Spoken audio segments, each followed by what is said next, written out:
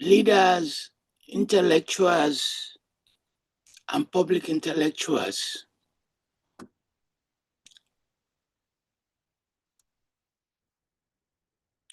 Please spotlight Dr. Kingsley. Dr. Kingsley,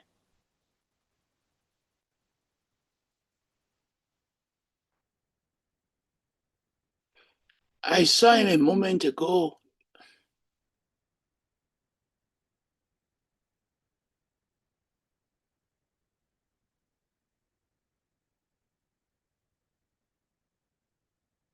Dr. Kingsley.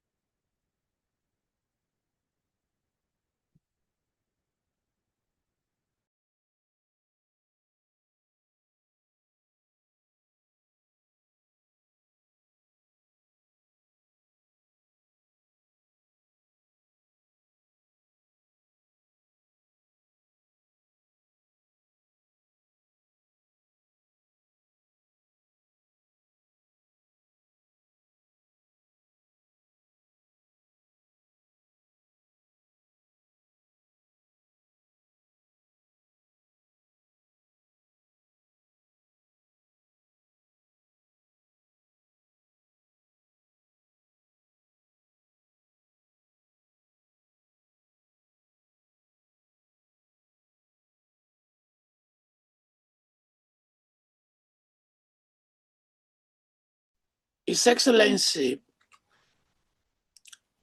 Chief Olusegun Obasanjo will join us in a few minutes. He went to Ife to join the Oni to celebrate his 10th year anniversary on the throne. We spoke at 1 p.m. He's 10 minutes away and he will join us. His staff has already joined and his chair is already prepared. While waiting for His Excellency, let me introduce our two panelists, starting with Professor Kingsley Mogale, who some years ago put himself in the race to become the country's president. If there is time, we will ask him about that.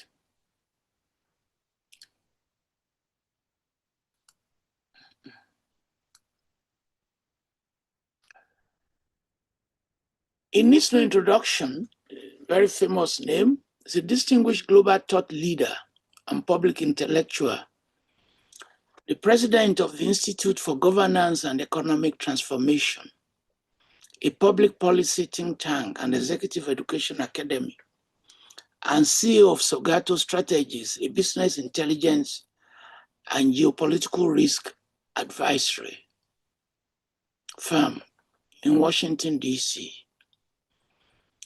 He has had a prior illustrious career as Deputy Governor of the Central Bank of Nigeria, served as Professor of International Business and Public Policy at Tufts University Fletcher School of Law and Diplomacy in Boston, and Oxford Martin Visiting Fellow at the University of Oxford. He was the inaugural President and Vice Chancellor of the African School of Governance in Kigali, Rwanda.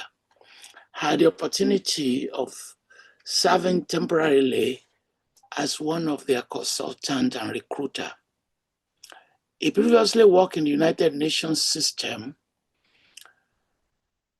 for 17 years in strategic planning, legal and external affairs, roles at duty stations at the UN Secretariat in New York and field operations in Cambodia, Croatia, Tanzania, and in Geneva. And he became the highest bracket of director. His PhD is in international relations from the London School of Economics and the law degree from the University of Nigeria, Nsukka. He's written many books, including Imagine Africa, How the Global Economy's Last Frontier Can Prosper and Matter. Thanks for joining us, Dr. Kingsley. We are very, very grateful. Before I introduce Professor Kuka, please admit those in the waiting room. They have been cleared for security. Please admit them. Before we admit, we check people's credentials.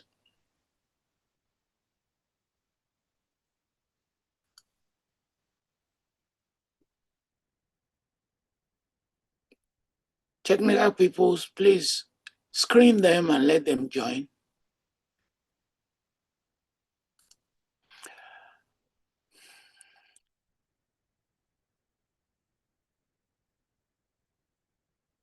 Okay. Let me move to my good friend of so many years now, Bishop Kuka, the Bishop of the Catholic Diocese of Sokoto, a very famous public intellectual, distinguished scholar, author, and is one of our most respected voices on governance, on justice, and national cohesion. His practical works, his writings, bridge faith, public life, and social responsibility, reflecting a lifelong commitment to building a just and democratic society. Bishop Kuka has written so many books on religion, politics, democracy, the relationship between politics and power, democracy and civil society in Nigeria. Two of his major books, Third Witness to Justice, an insider account of Nigeria's Truth Commission, published in 2011. And in 2022, he released Nigeria's Elusive Quest for National Cohesion. And a year later, he published Witness to Reconciliation, that further solidifies his role as a leading voice in national dialogue and peace building. In his career, he has combined pastoral leadership with deep academic engagement, contributing significantly to national conversation on democracy. Welcome, Father Kuka. We are glad that the two of you are here.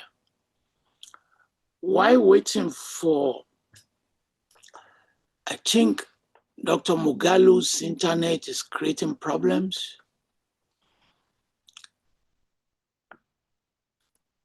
Dr. Mugalu.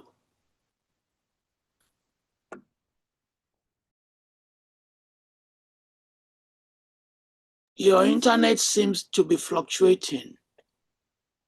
Can you say something, Dr. Mugalu?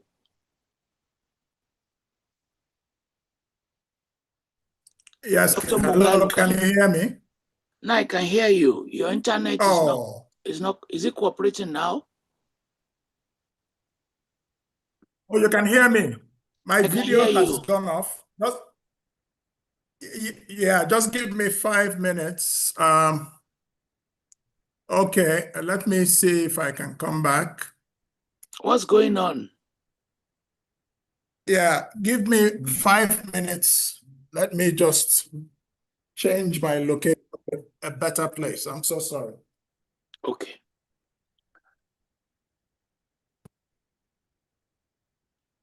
Members of our audience, you are very many. You have to forgive us for these technical issues. We're in 4 different locations. We have many distinguished people who have joined us. You can see Professor Esson, distinguished political scientist, Professor Richard Joseph, Prince Agbetuyi, the philosopher Sogolo. Baba, welcome. Welcome, sir. Thank you, but when the king calls and your in-law calls, you have to make a choice whether you answer your in-law or you answer the king. If you do not answer the king, you may be beheaded.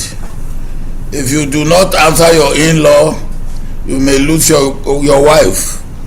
and Oni called me, and you called me, so I made the choice. So that you don't get beheaded. So that I don't get. Welcome. Well, you are very strong. 2 weeks ago, we were in Atlanta together, catching a flight to Lagos. And we both rushed to the Mabogunje event where you delivered. You won't believe, since then I've gone to China. From China, I went to Washington to observe the signing of agreement between Rwanda and DRC.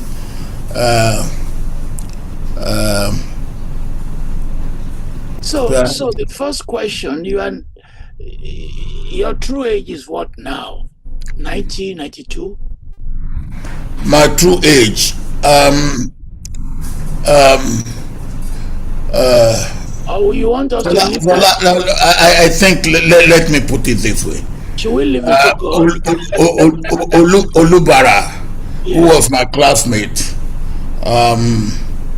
he is 92, he will be 93 in May.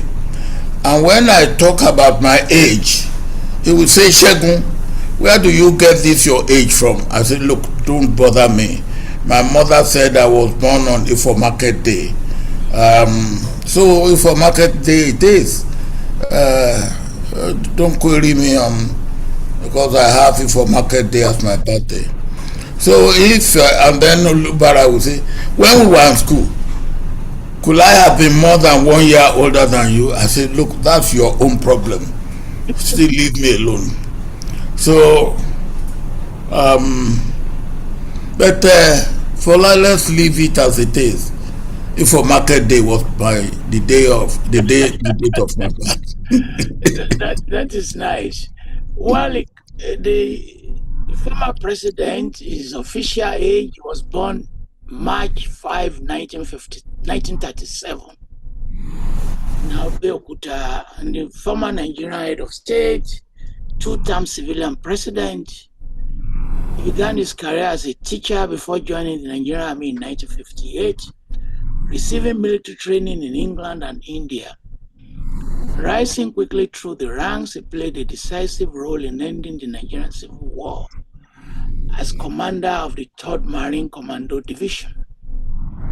He served as Federal Commissioner for Works and Housing, became Chief of Staff, Supreme Headquarters under General Murtala Muhammad, and following Muhammad's assassination in 1976, he assumed office as head of state. He made history in 1979 as the first African military leader to voluntarily hand over power to an elected civilian government, thus enhancing his reputation as a champion of democracy. After being imprisoned during the Abacha regime for speaking against human rights abuses, he re-emerged to win the 1999 presidential election. He served between 1999 and 2007.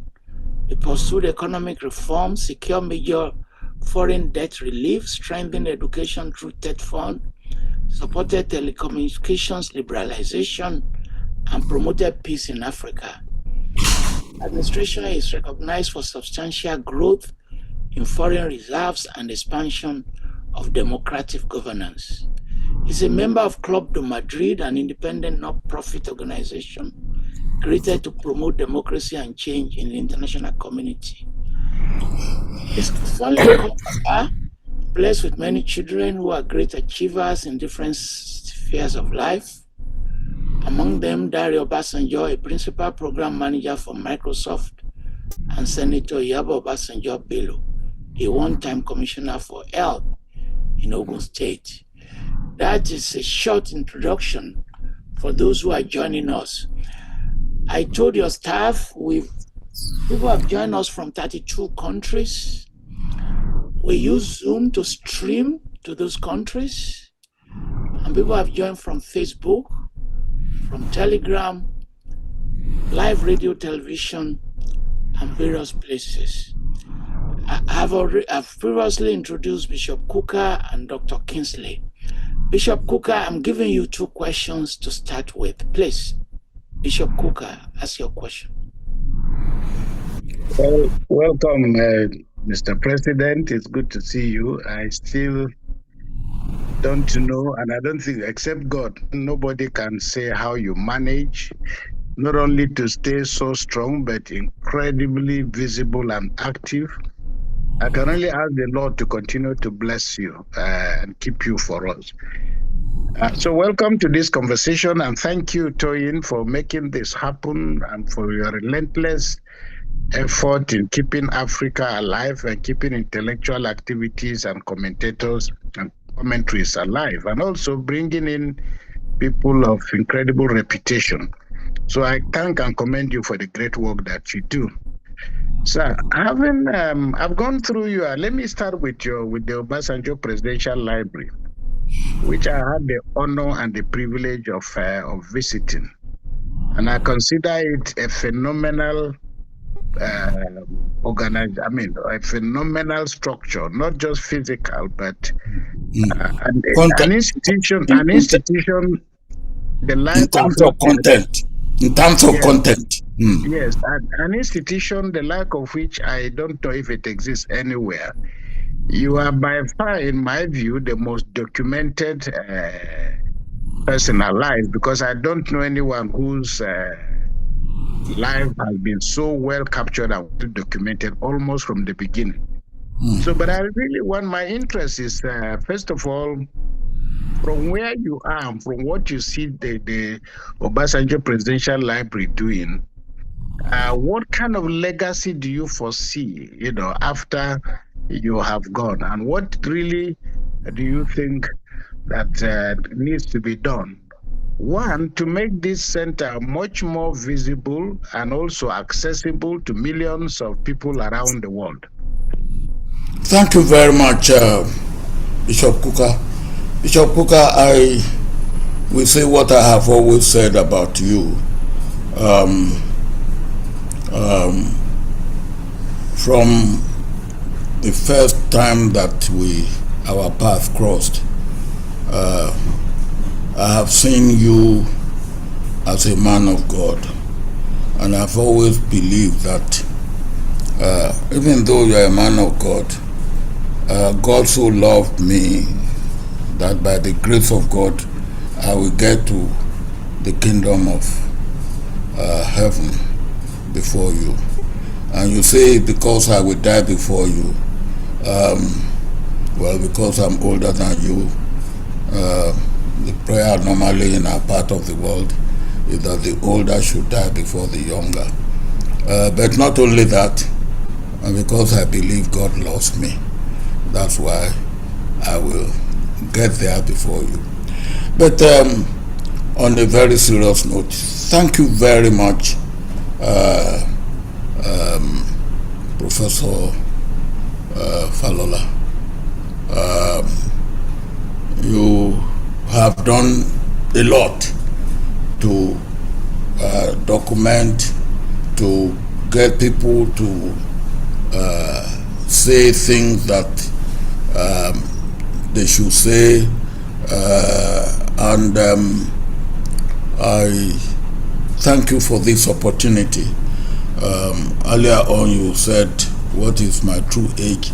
The truth is that I don't know my exact age, but I could judge from those who were in school with me. I have given you the example of Olubara, who is still alive. I believe, including Olubara, there are 6 of my classmates in the secondary school that I know are still alive, and none of them is less than 90 years of age. None of them. So I leave it to you to guess what my age could be. But let me come to the question of Bishop Cooker. Bishop Kuka, I want to particularly thank you, because when you went through the Presidential Library, which is the only kind of itself in Africa, you made substantive and very important observation and suggestions, some of which have come in your question now. Let me say that some of the documents that you find in my presidential library are just fortuitously there.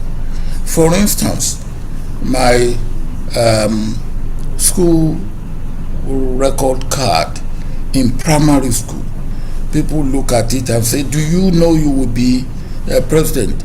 I just happen to have been able to keep them.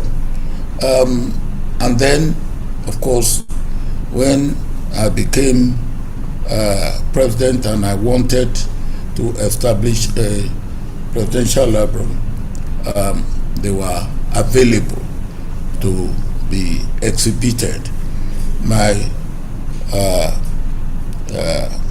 school record in primary school, in secondary school, and so on.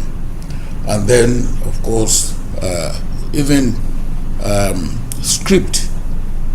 manuscript of books that I've written, those that I wrote in the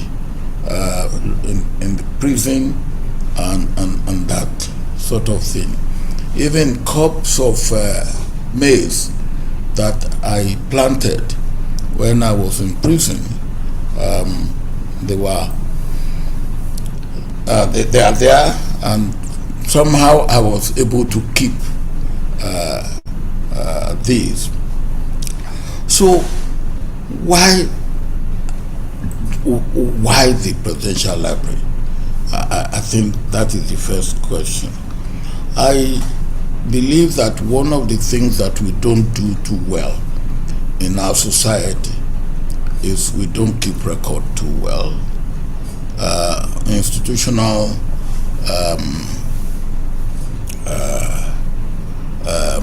memory is not what we do very well.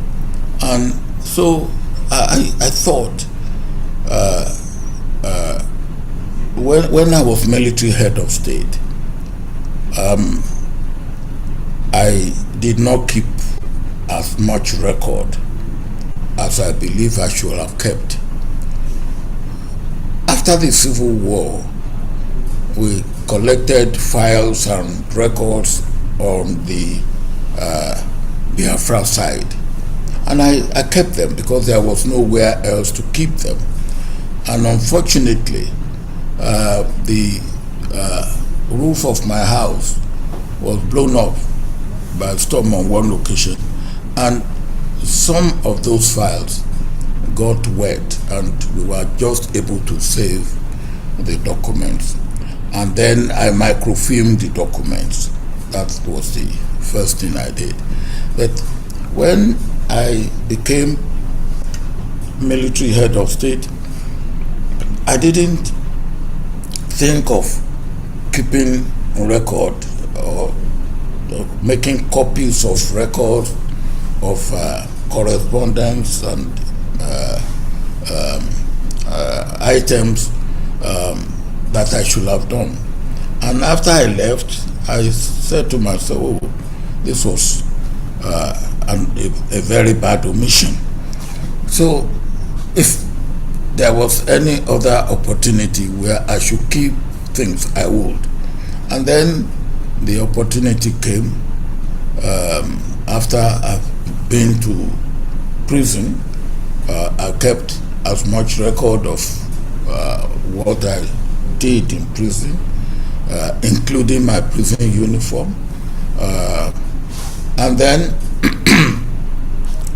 I then said, look, now that I had opportunity as elected president, I will not make the mistake that I made in the past.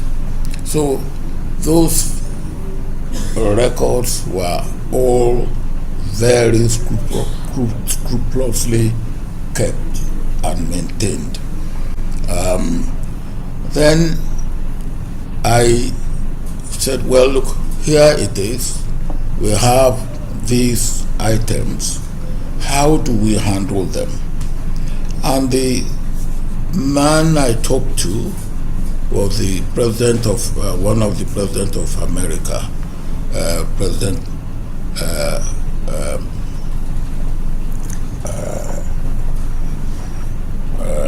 Clinton.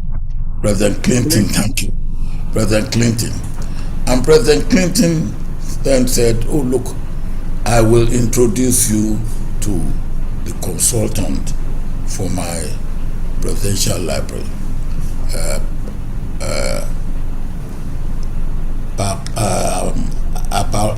Applebaum and Associate.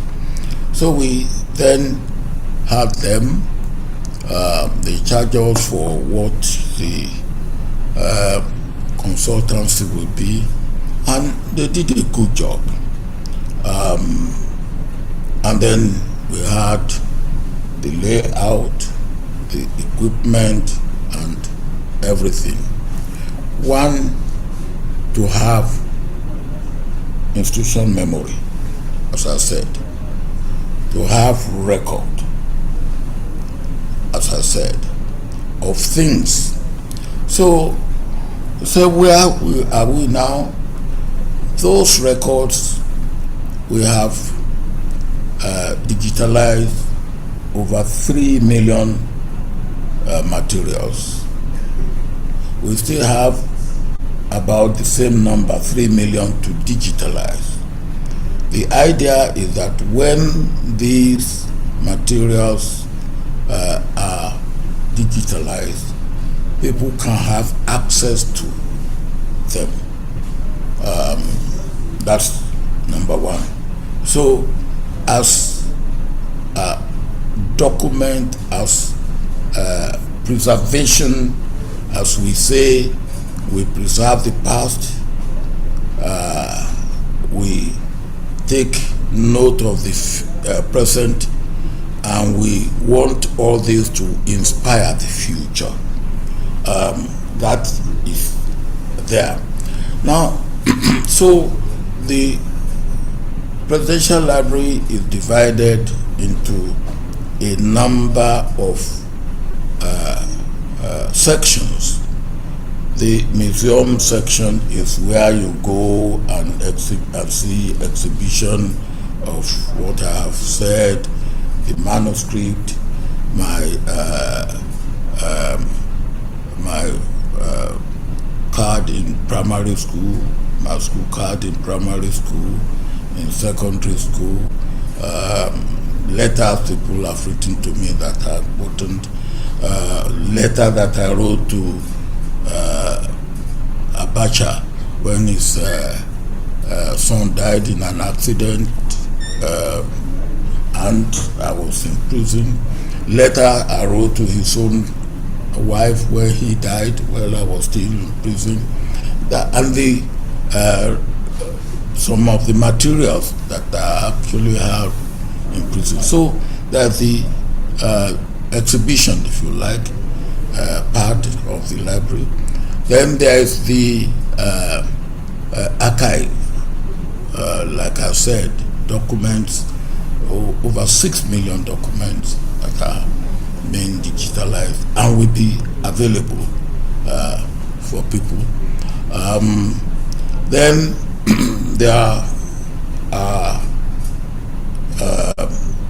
two institutions that we are part and parcel of the library. One is a UNESCO institution, and we work with UNESCO on culture and international understanding. There's that one. Then there is the panel that was run by Kofi Annan, which was called panel for progress panel for Africa. And before Kofi Annan died, Kofi Annan said, look, this has to go to Africa. And two of us vied for it, and it was handed to our presidential library, and we call it Africa Progress Group. Now, pardon? You are saying? No, I was just saying, because we still have a few more questions. I think you've more than answered many of the questions that I wanted to right. raise. So, what you are saying, then we have we have an OOLI, Olusegun Obasanjo Leadership Institute. Bishop Kuka, we hope to invite you one of these days to address you there. We have just had something for CEOs.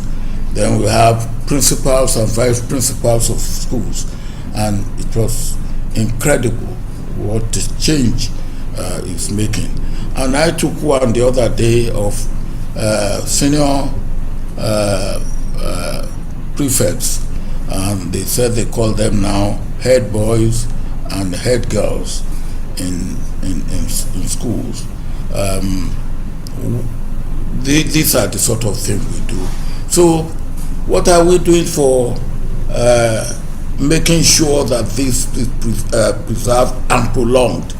Now, we have a foundation, and the foundation is meant to keep it in perpetuity. Thank you very much, sir. Hold on, sir. I just want to make two comments on the presidential library. I was privileged to be invited by the company to New York to be one of the assessors when they were trying to put the architecture and design together. But your library has shaped the Thabo Mbeki library, because I was put on the board about that library, and I still serve as the chair of the board of the school.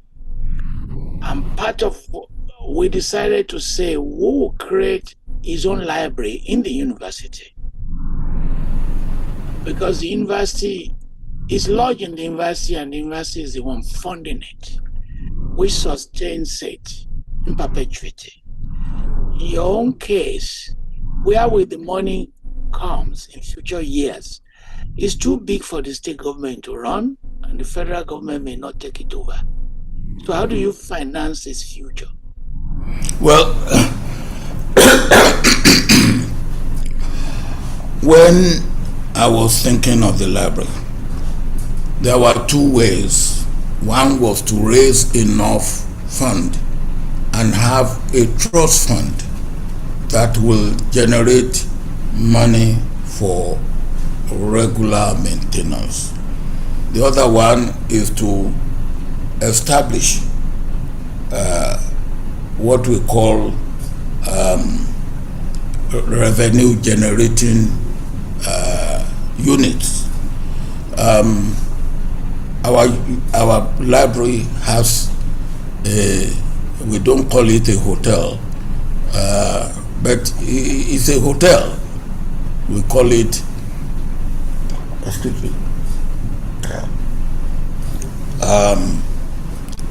we call it a guest house. A guest house. That guest house is actually the major. It's a 153 bed rooms guest house. Is the one that is generating most of the money that is sustaining the library. One of the problems we have now is the problem of energy, and we are putting in a solar system. The solar system we are putting in will generate 2.1 megawatts. We won't need more than 1.4 megawatts, where we'll sell electricity to our neighbors. Just as we are selling water to our neighbors, we produce water. We run almost a municipality in that sense. And we have people around us, they buy water from us. Are you paying taxes? No, because we are a foundation, not for profit. We don't pay tax. And we got that tax exemption because we are a not-for-profit organization. And whatever money we make, it goes back into the... What Toyin is saying, that how do we sustain? Once we are able to get the solar system in, we will be comfortable, very comfortable, in sustaining our program and maintaining the library. Okay, I think let's move on now from the library. I've got a second question, which is, and let's start off from Washington. What happened between Rwanda and Congo? I know that is an area you've been working on for quite some time. There are also the underlying concerns about mineral resources. Are we witnessing, or are we likely to witness a new, more robust, perhaps more aggressive, are we going to see more aggressive footprints with China and the United States of America and Russia and everybody now? What are the implications of all this for the future of Africa? Well, the conflict, if you like, or the dispute between Rwanda and DRC, Democratic Republic of Congo, stemmed from the genocide that happened in Rwanda in I think about 31 years ago. Some of those who committed genocide went into DRC. And that's one aspect of the problem. Another aspect of the problem is that before independence, there were Rwandese who moved into DRC. So for some of them, they are third, fourth generation. But up till now, they have not been fully absorbed into DRC as citizens of DRC. So these two are critical issues of contention between DRC and Rwanda. There are a number of other internal issues within DRC itself, and those issues have been there before independence, and they were the issues that actually took the UN peacekeeping force into DRC in 1960, and I was a member of Nigerian contingent in 1960. I was in Kasongo, I was in Kindu first, Kasongo, and Bukavu. And when Ban Ki-moon appointed me as an envoy to Eastern Congo and the Great Lakes region, one of the things he did was to call, to visit and call the presidents of the Great Lakes region. No minister, no advisor, no assistant. And I was there.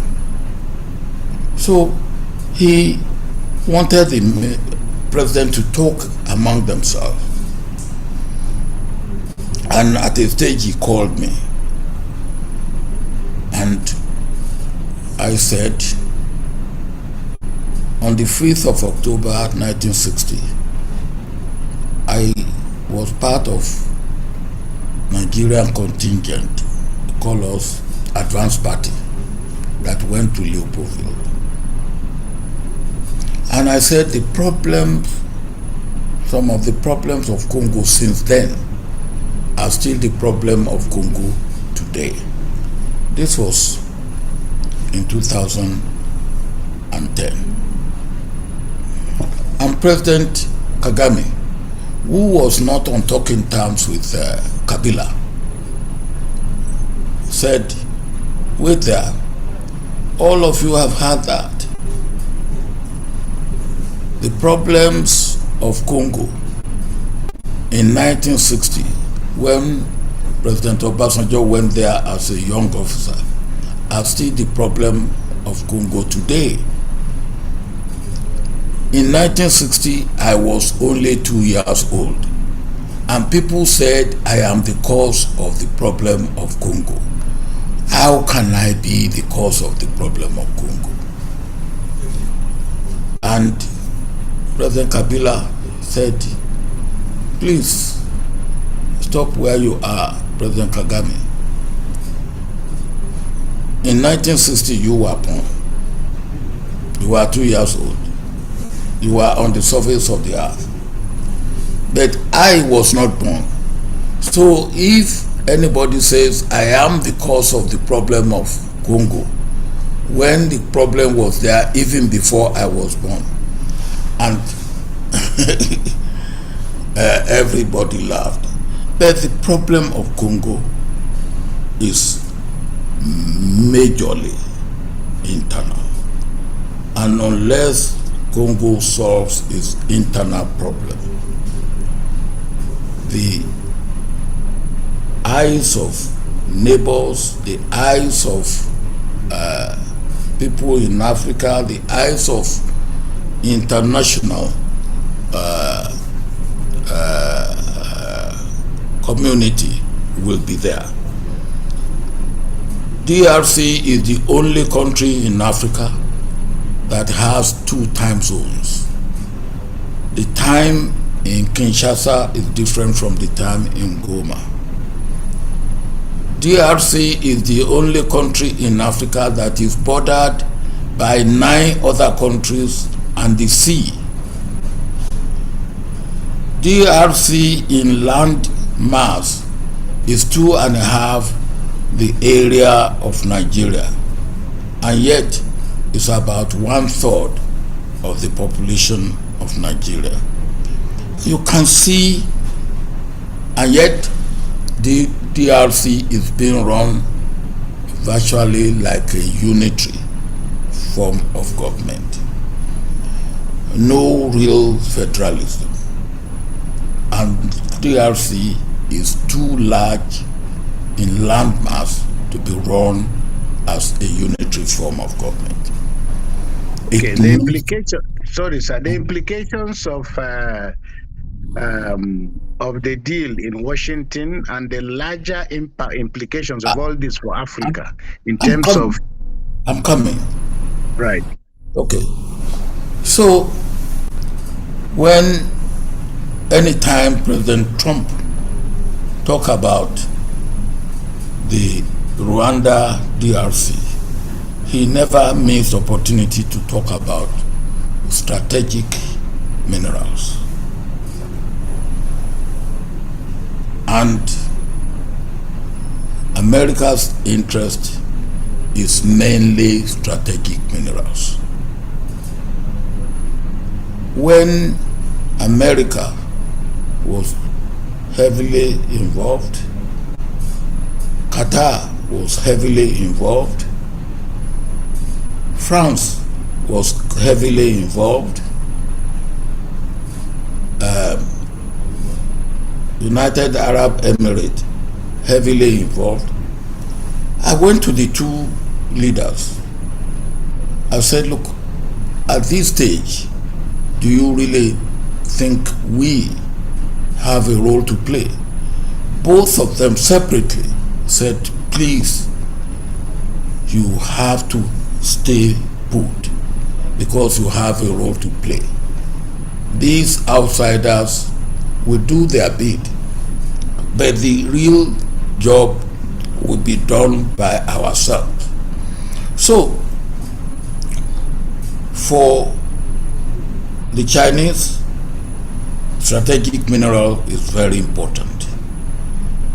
The number of Chinese in the forest in DRC is, nobody can say how many there are. And their government must know about their presence. America is saying, yes, we were interested in strategic minerals. Other countries may also be interested. It will be up to the government of DRC to know that the world is interested in what it has and how will it manage it. And I believe that can be done. Some neighbors of DRC, they don't have gold. They don't mine gold in their country. They have gold refineries. Where do the gold come from? Or where does the gold come from? Now, these are the problems of DRC. And DRC has no military organization that can defend its territorial integrity and protect its people. All the leaders before the present leader, and I've said this to the present leader, have not built a military organization for the country. They have built presidential guard to protect themselves. Now, if you look at the problem of the country in the stark reality, the problem of the country can only be solved by the leaders of the country if they are realistic and they know their onion. And for them not to be realistic will be a disaster, not only for them, not only for DRC, but for the whole region and indeed for the whole of Africa. Thank you, sir. So now I yield the floor to Professor Moghalu. Kingsley, nice to see you again. I'm not hearing you. Unmute yourself. Yes. I'm not. Yeah. Can you hear me now, sir? I hear you now loud and clear. Very good. Good to see you again, sir. My first comment or question to you, sir, is this. You are 88. You have had a very, very long career in power and influence. And at almost 90, you remain a very active statesman with a lot of influence. I'd like to ask you, sir, looking back on your career, do you have any regrets? Are there things that you did that looking back now you would consider to be mistakes? Are there things that looking back you would wish you had done but didn't? Well, Kingsley, thank you very much. Many years ago, I had a doctor, and when he turned 65, I invited him to take him out for dinner. It was in London, and while we were waiting for him and waiting for his wife and his daughter, we were in his car in front of the restaurant that we will have our dinner. And I asked him, I said, Howard, that's his first name. I said, in your 65 years, do you have any regret? Just like you're asking me now. And my doctor friend thought for almost a minute, and he said, Olu, that's how he called me. You know, I've never addressed my mind to this. Now that you have asked the question, I believe you regret what you should have done, which you didn't do, and which you will not have opportunity to do again. So if you will define regret with the benefit of hindsight in the way that my doctor defined it, I had no regret. I have no regret. Are there things that I should have done with the benefit of hindsight that I did not do? And I can only think of one thing when I look at it. I look back. You know, at the ECOWAS level, we have done everything: free movement, ECOWAS bank, and we have even gone to design the unit of currency for ECOWAS. We call it ECO. And then we left it to the experts who worked out what they call convergency. And I think the convergency were either 4 or 5. And when Nigeria meets 3, Ghana will meet 2. When Ghana meets 3, Nigeria will meet 2. And we didn't do anything about it because the experts hung on to this what do I call it? Convergency criteria. Convergency. Thank you. Convergency. And you know, at a stage we had over $45 billion in reserve, over $25 billion in what we call excess crude. We had over $70 billion, and we had about 5 countries that we call common destiny, or what we call them, and that was Nigeria, Niger, Republic of Benin, Togo, and Ghana. At that time, I should have brought those 5 together. We should have gone into ECOWAS currency, ECO. We have enough money to manage it and get those 5 or 6 countries together. When I look back and I see what has now happened to ECOWAS, unfortunately, I feel if I had done that time, then ECOWAS could have survived. Now it's in tatters. Thank you very much. So that's very insightful. We take your point that ECOWAS is in tatters. Do you think there's any hope for ECOWAS with the three breakaway states now forming the alliance of Sahel states, Mali, Niger, Burkina Faso? Well,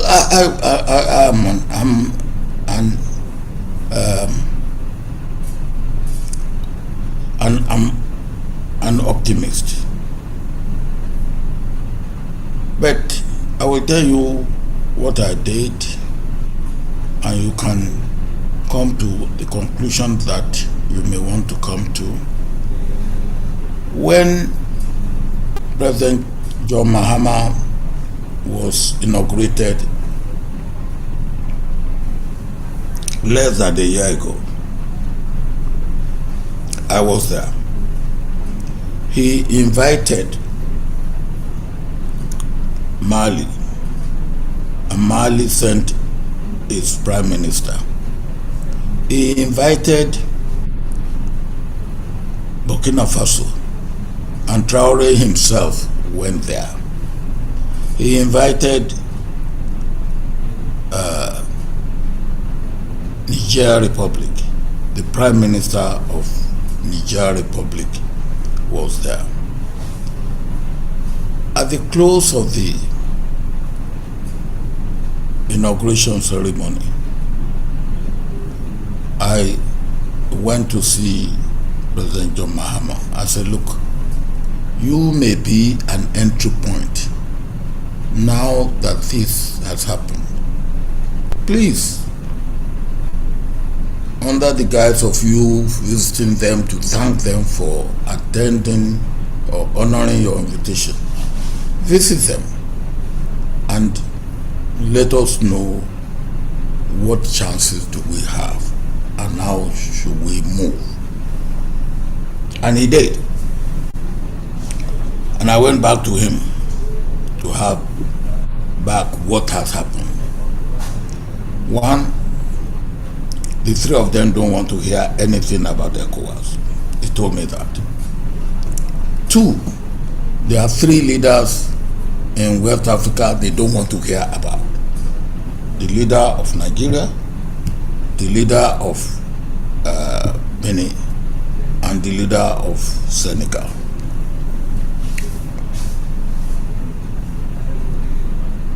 I then said, how did you put the case of areas that we have commonality? They want peace, whether they are in alliance of the Sahel or ECOWAS. Those of us who are in ECOWAS want peace. They want security, we want security. They want stability, we want stability.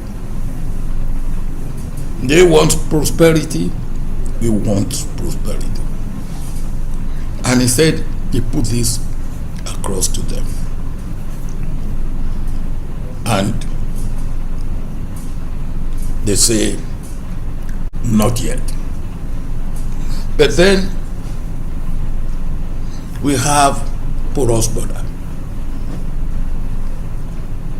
Two, our people go across the border, and they are not less than 1/3 of the population of Niger Republic have blood relationship with people of Nigeria. And when not too long ago I was talking to the president of Algeria, he said at least 30% of the people of Mali are the same as the people of Algeria. Now, in this type of situation, should we lose hope? I don't lose hope, but maybe we should not be too much in a hurry. Maybe also we have to put our house in order.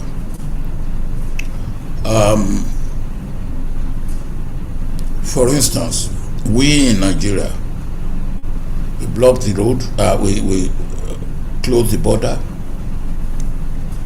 we cut off electricity. The electricity we cut off, we really have no right to cut it off, because the condition when we were building the Kanji Dam is to appeal to Niger Republic not to dam the Niger, so that we will get enough water for the Kanji. Since then, we have even built another dam. So we are obliged to give them electricity, even if we don't have.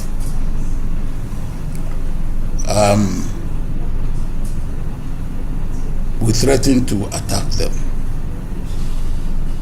Do we have the right? They have a coup. Nigeria has had coup several times. Nobody threatened to attack us. What we normally do is we send people out, say this is the reason for having a coup. I remember when I left public office in 1979, and Paul Biya took over from Ahijo, and there was a little bit of hiccup. President Shagari called me and said, please go to Cameroon. Cameroon was not part of ECOWAS, but it's our border, and see what you can do. And I went to Paul Biya and I said, look, your predecessor, you cannot keep people from there out of your government. You have to get them to be part of your government, which he did. And I believe that the coup of Niger, if somebody like President Buhari, who was alive then, had been sent in, go and find out what is the problem of these boys, without any threat, we probably would have handled it better. So, to talk of hope, I believe there will be hope. As time passes, they will come up to see whatever will happen. Maybe the persons or the individual on both sides will be changing time, and there will be new opportunity to stretch hand of fellowship, hand of love, hand of brotherhood, hand of sisterhood. But I'm not losing hope. Maybe it's too early to try and force things. Yeah. Thank you. Thank you very much, Kuka. Your Excellency. Yes, please. Yes. Okay. So now, perhaps. Thank you, Kingsley. Mr. President, sir, when just to go back to a point, I mean, there are 5 of you who are former heads of state and presidents in Nigeria. Ordinarily, this should be a great asset to us. One, and I just asked maybe 2 questions in one. The first is to what extent are you all, I'm talking you, General Gawon, General Babangida, General Abdul Salam, President Jonathan, to what extent are you spreading your energy across Nigeria to deal with the practical problems that our country now faces? And then secondly, what prospects really are there for democracy, in Africa, given the kind of culture of coups that is now beginning to emerge? Thank you very much, Bishop Kuka. We have something they call Council of State. All past presidents a member of the Council of State. And it is up to the incumbent president to call a meeting of Council of State. And nothing stops him from calling anybody in Nigeria or outside Nigeria for advice. Nothing. Or he may even choose to call the presidents together. But if we, as former presidents, start meeting, the incumbent president will be afraid. Hey, what are they meeting for? How? What is going on? You are too old to stage a coup now. Well, I wish they understand it that way. I will tell you, the military in Nigeria and Ghana and Sierra Leone and Gambia used to have common training college in Teshi. I was there and Nigeria used to send people there until our independence. At one time, I suggested to our colleagues, I said, look, those of us old that we call it ROS, Regular Officer Special Training School, ROS, that we should gather together even for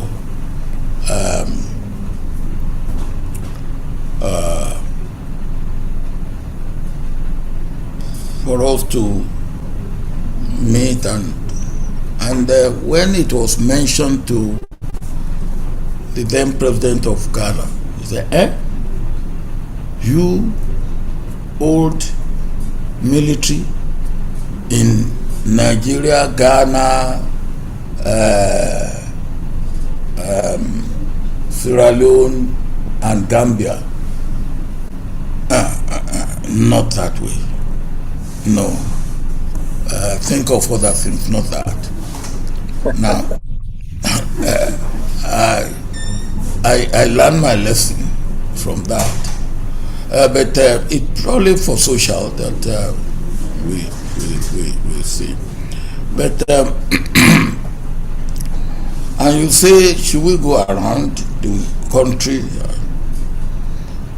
There's no time I go to anywhere that I don't talk to the governor about what is going on in their state and all that. I do that. If I see any of our colleagues and there's need to talk about anything, I do. Even when I believe there's need to talk about something, for instance, I was in the Unity Christmas Carol of the governor of Plateau recently, and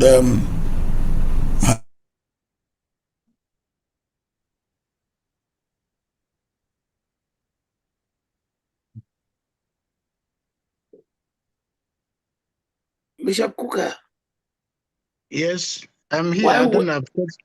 Why waiting for a system to reboot?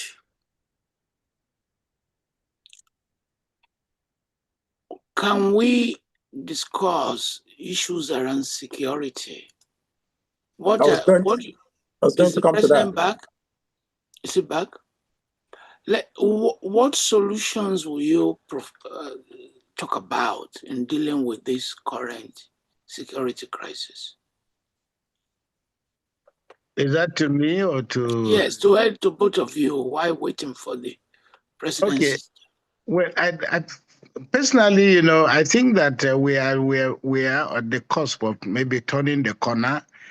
Two quick things back to back. The first is the pretty robust reaction of the United States of America. And then, of course, following very closely to that is the reaction of the federal government of Nigeria. The president's broadcast last week, the change of guards would seem to suggest that maybe the Nigerian government is beginning to feel the heat about the urgency of doing something and doing something very urgent. So my first reaction is that I'm hopeful that using all the channels that are available, that the federal government of Nigeria with the government of the United States of America can work out a mechanism for intervention that also takes cognizance of the danger of what those kind of things could trigger. And I think that I imagine that America is not likely to think about having boots on the ground in Nigeria. And I'm not even sure that is an option. But I think that from the point of view of technical support, there really needs to be that component. And then, of course, along with that is the need for the federal government of Nigeria to very quickly and decisively identify, root out what clearly seems to be the unwanted presence of men and women, perhaps in the security agencies, who seem to have been consistent in undermining fight against, in undermining this fight. Because you speak to ordinary soldiers and people will tell you, we have the capacity, we have the means to bring this whole thing to an end. And we're hearing all kinds of conspiracy theories. So for me, I'm hopeful that the president will follow through with his, with the kind of tough speaking that he has done, and very decisively identify the black legs that exist, in and out of uniform, and the people who are funding this whole thing, because they have access to information. They can find the information. And I think it's now time, the situation demands that we name not just shame, but also name, indict, and hopefully, make examples of those who are responsible for funding this ugly situation that threatens to really, collapse our nation. Professor Moghalu, will you accept this as a democracy? What Nigeria is running, will you say it's a democracy? No. Allowing the president to take a small rest. You want me? Oh, okay. Yeah. You're back. Now, my expert here said the internet went off, but it came back. You should relocate to Sokoto. We have very good internet in Sokoto. Okay, we will consider that.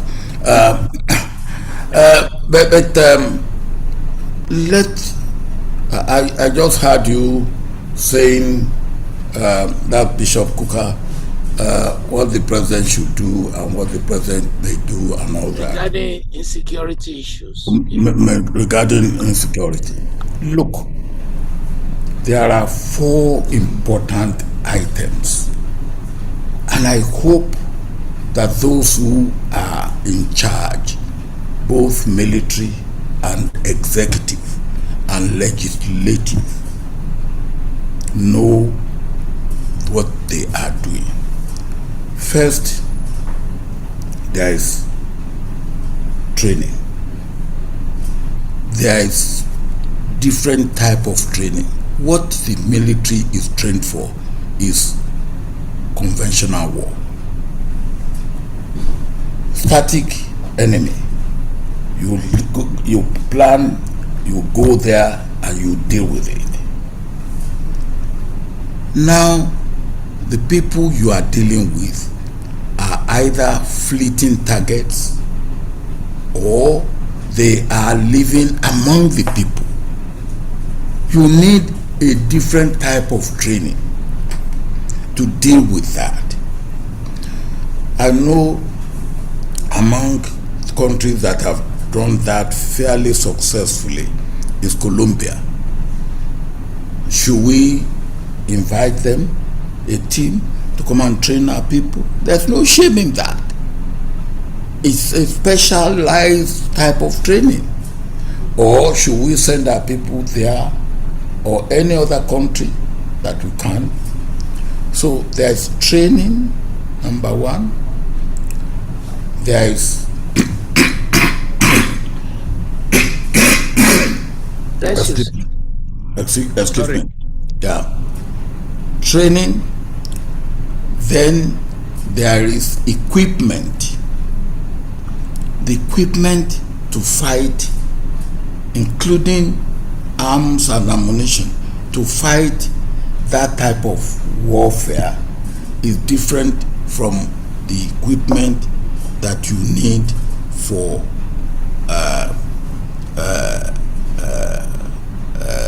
what I call conventional warfare. The other one is intelligence. You need absolute intelligence. Do we get it? Can others trust us to give us the intelligence that they have? And the fourth one is technology. Now these four have to come together, and then you have to do the other things internally. Like you rightly said, Bishop Hooker, are there white leg? Are there people who will reveal what is happening? And it's understandable if those who are there are even paying those who are in the armed forces or in the police or in the security services to give them information. I won't rule that out, because when I was handling the issue of militant in the Niger Delta, when we locate where people are, as we are sending helicopter, those people are receiving information that our helicopters are coming and where they are coming, until we were able to deal with such people within the forces. And then you ask the military to be the one buying equipment. It's not done. So the whole thing is an industry. It is an industry. And anybody who will tell you, one of the chief of our chiefs of staff, our chiefs of defense, the other day launched a book, and I asked. The civil war lasted 30 months, although we thought it will last only 6 months. But this fight against the insurgency, the criminal, has lasted almost 15 years. I went to Maiduguri, and you say, well, go, what do we do? I went to Maiduguri in 2011, sorry. What did I want to find out? What is Boko Haram? Are there some people like that? Do they have leaders? Who are their leaders? Do they have grievances? What are their grievances? And I went, before going, I went to the president. I said, I'm doing this. And he said, look, I will give you plane. I said, no. Once I take government plane, I become government agent. I become suspect. Let me go. And I went. I found that they were really a group, and their leader, Muhammad Yusuf, was regarded as a decent man, who even other clergy sent out. And are they ready to talk to government? Initially they said no. And then when they said okay, they would, they said not in Africa. I said no, this is an African problem. It must be resolved in Africa. Eventually they agreed. They even chose 2 countries. I reported to government. Nothing happened. Nothing happened. And I even also, as the man who was the intermediary is there now in Maiduguri, Zana. When they asked me and said, look, how long do they have to wait? I said, can you cease fire for 21 days while government is working out how to reach out to you? I went out after that.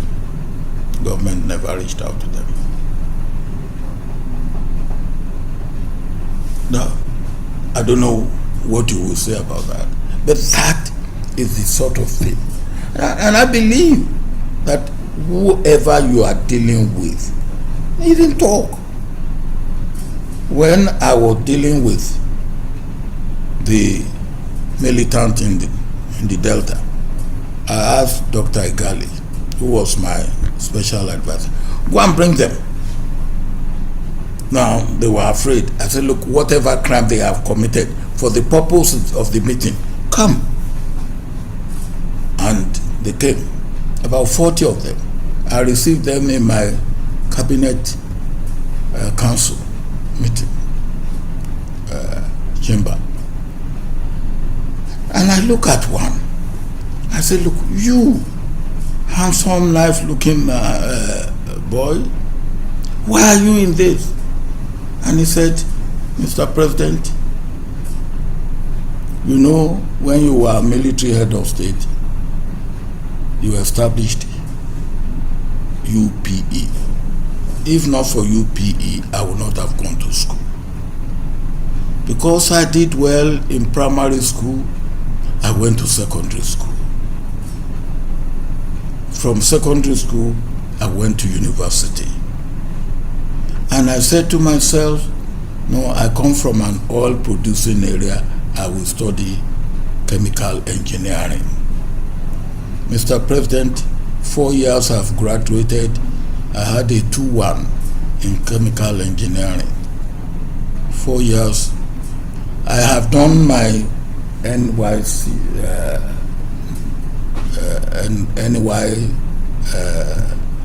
NYCS, yes, National Youth Service Corps. SC. I have no job. What do you expect me to do?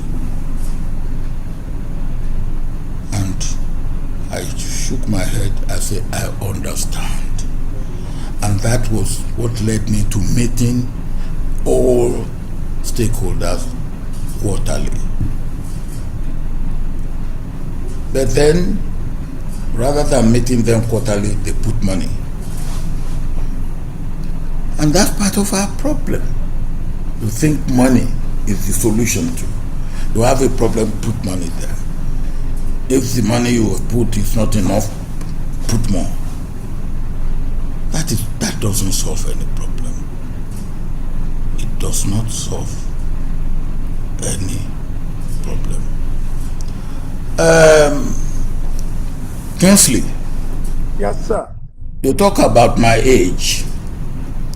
I think I want to talk a little bit about that. Yes. You know, I've come to realize that there are 3 things, among others, the 3 that I found very important, that makes you sober, wise, and worldly learned. And what are they? Adversity. 2, age. 3, prison experience. And I am lucky to have been endowed with the 3 by God. I can put Kingsley in prison if you suggest it.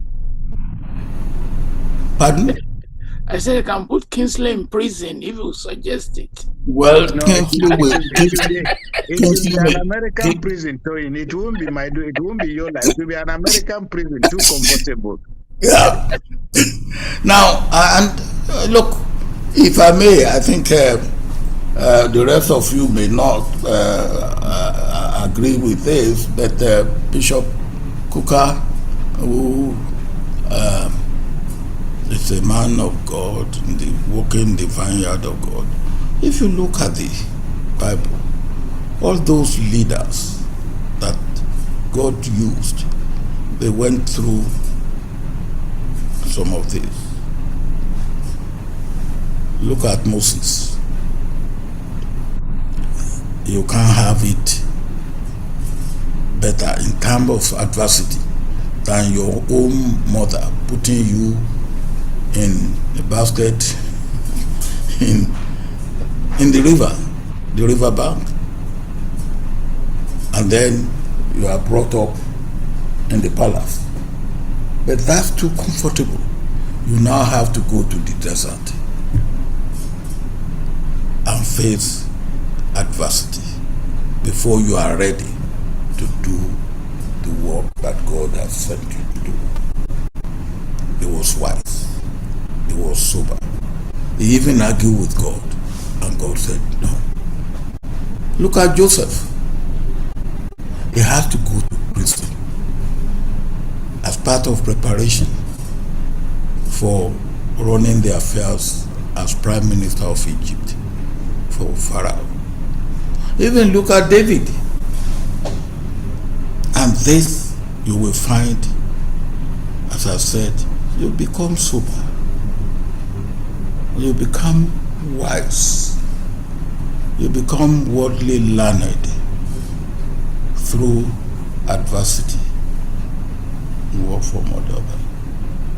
Through age, experience, and things that you have gone through. And through prison experience. Some may not have prison experience, but something akin or close to it. I thought I should, since you talk about age and things, Yes, sir. Well, thank you. Okay, so Toyin, would you like to consider? I mean, we're barely 30 minutes now. Would we cede the ground to the audience so the people can ask questions or make Well, I comments? noticed that the president is struggling, he's a little bit tired. So, Toyin, can I get in just one more question? No, are you talking of talking of tiredness with me? are you?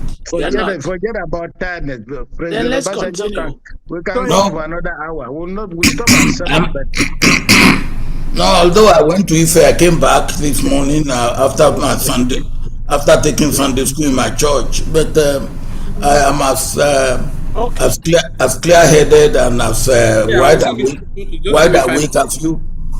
So some people can I give in one more question? Please, you can. He said it's not tired. We keep going. Okay. No, but we'll stop Baba, at 7. Okay, Baba, thank you very much for your comments and your questions. I want to ask you a very sensitive question. If it's sensitive, I will decide whether I should answer it or not. Yes, Go ahead. Yes, sir. Thank you. Now, the reason why I say it's a sensitive question is because in Nigeria, we tend to avoid the difficult conversations about nation building. But in other countries, they come face to face and grapple with these things in more mature countries. So in Nigeria, we find that this issue of the Constitution is something we have not come back to as a foundation for nationhood.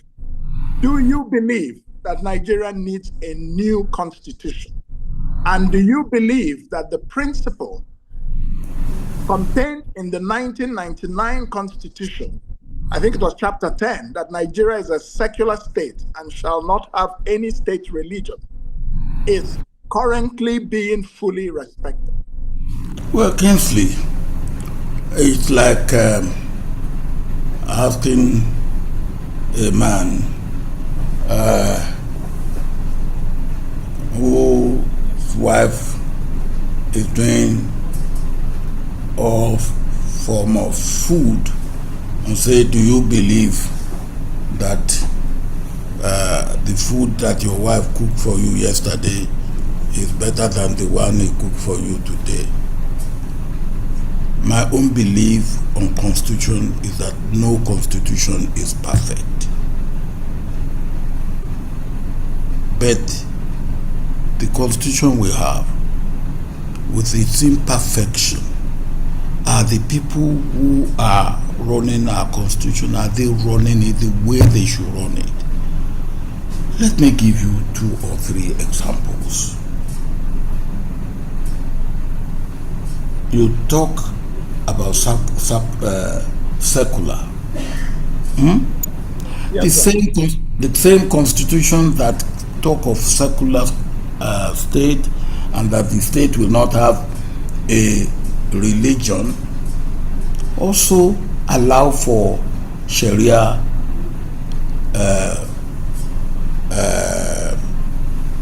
Sharia court of appeal. Sharia court or Sharia is surely religious in content and in practice.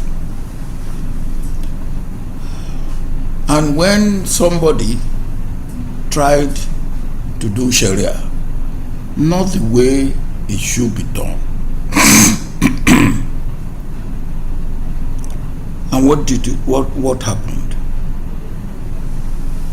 I knew how the Sharia came about. The governor then of Zamfara, he won the election, and his brother, who was in PDP, which was my own party, his own candidate did not win, and the brother started collecting materials that will undermine him, the governor, and that may also lead to his impeachment. And so he decided to fight back and said he will make himself untouchable. That's all he went for Sharia for, just to make himself untouchable. And he did. He achieved that purpose. But not because he wants to practice Sharia the way Sharia should be practiced. He wants to save himself. What is that? Let's take the constitution that you are talking about. That constitution does not allow legislators to fix their salary or their emolument. It does not. But what do we get? They fix their salary. And if you want to know what has happened, look at the legislature's budget in 2000 to 2007 and look at it today. You will be amazed. You will be surprised. I will not say our constitution is perfect. There are part of it that if I have the opportunity tomorrow and I have the right, that some that I will immediately change part of our constitution. But I will not blame the constitution as much as I will blame the operators of the constitution. And can I? Thank you, sir. Hello, Kingsley. Yeah. Yes. Sorry. Yeah, just what I would like to add in this matter. First of all, what the Constitution actually says about Islamic law is Islamic personal law. There has been subtle attempts to delete the word personal. So the issues relating to this process is, and nobody has any problem with it. Yeah. This is Sharia law as applicable to personal matters. The question is how individuals, and since these developments after 1999 and this climate of hysteria, that then politicians in northern Nigeria responded to by going ahead to now institutionalize Sharia law across most of the northern states. The question is, President Tinubu went to court to address what he considered to be the injustices, in the way funds allocated to local governments, were manipulated. And he got a judgment. Many people and lawyers have been of the point that perhaps the real challenge is our inability to test the limits and the claims of the Constitution. And I have been on record to say this is one of those things, just like the president went to court over the issue of federal allocations to local government. He should do the same to test whether the claims about the extension of the scope of Sharia law is really constitutional. And finally, I think we also need to address I think the president is right in saying no constitution is perfect. I think what is largely lacking in the Nigerian situation is our inability to test the claims of the law. And this is where judicial advocacy, civil society groups, and so on and so forth can become a bit more active. That is the claims that the constitution makes vis-a-vis the realities that are on the ground. So I think we've been making quite a lot of talk about this, but haven't done much to go to court to seek interpretations of certain provisions of the Constitution. Well,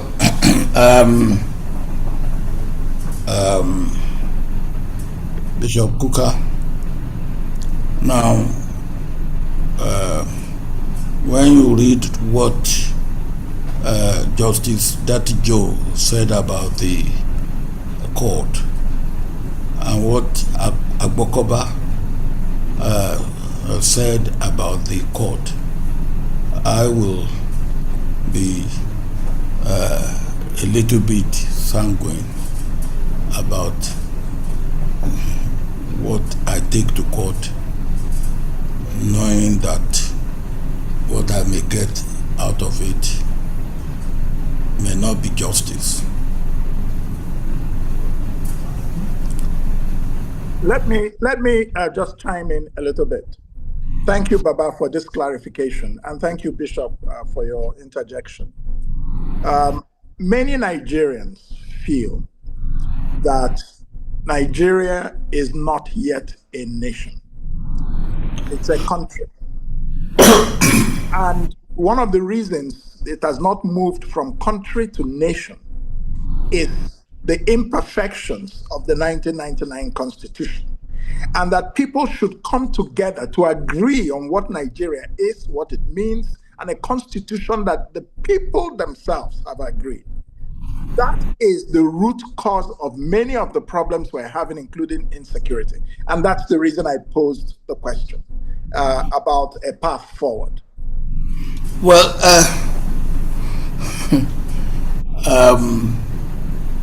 Kingsley. Yes, sir.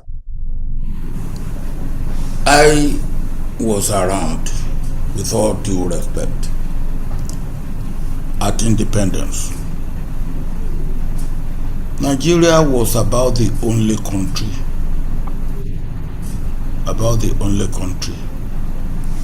that came to independence as three countries in one. And Nigeria was about the only country at that time that did not have one single leader. We had three leaders in three regions, and that still part of our problem till today. Let us tell ourselves some home truth. When Tafawa Balewa went to the United Nations in October 1960 and addressed the world for admission of Nigeria into the United Nations, Ambassador Ogunsulore, who was in the office of the Prime Minister, said to me that what the international community was talking about Nigeria was giant in the sun, not even giant in Africa, giant in the sun. Today, we are not even giant in Africa. What has gone wrong? What have we done wrong?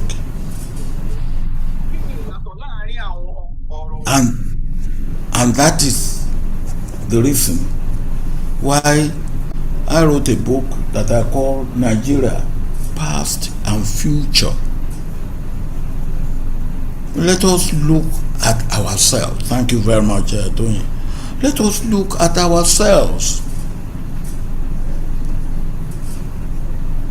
There's no one that is perfect. Let me take the issue of just one issue: secession. What Chief Falola did,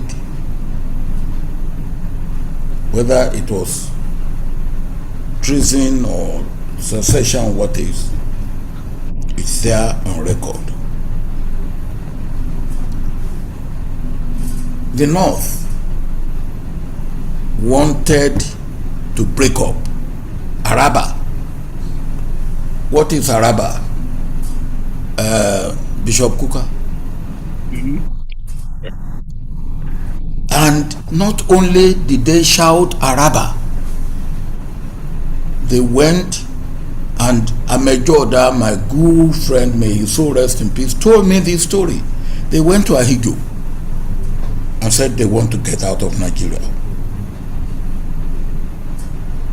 And Ahigyo said, "Where is your sea?" They said they would join him, and he said, "I will not accept you." That what stopped the North from Arabaing. The East planned secession, executed secession, and failed. So we have all, in one form or the other, tried the same thing. And we should tell ourselves, accept this, that this is what we have done. And if that is what we have done, what is making us to want to Araba? I believe it's one thing and one thing. We do not give one another the respect, the recognition that we deserve. I've listened to people, the way they talk about other people in Nigeria, as if they are not, if they are slaves in Nigeria. I don't believe that anybody in Nigeria have right that is more than the right that I have. And I don't believe that anybody in Nigeria has right less than the right that I have.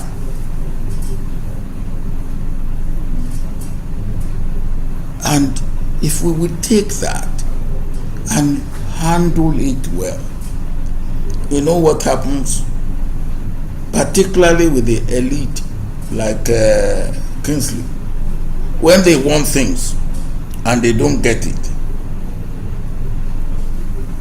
they either use blame religion, blame region, blame tribe. They never see anything wrong with themselves. Never. But I've never used any of those things myself. No. I say elite like you. I don't say you. Come on. Okay, sir. You don't understand English. Elite like you.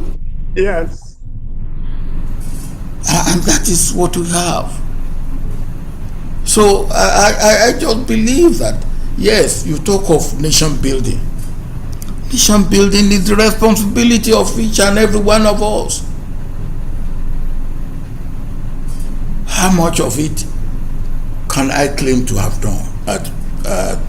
To have done? How much of it can you claim you have done or you are doing. I just talked to you now.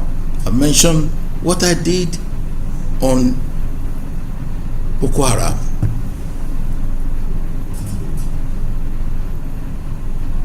I want to find it, what is it? How is it? Not too long ago, when I saw that the issue of handling of situation in River State will grossly undermine democracy, and I will talk about democracy before I end. On my own, I called the president. Normally I wouldn't have to call him, but I saw the danger,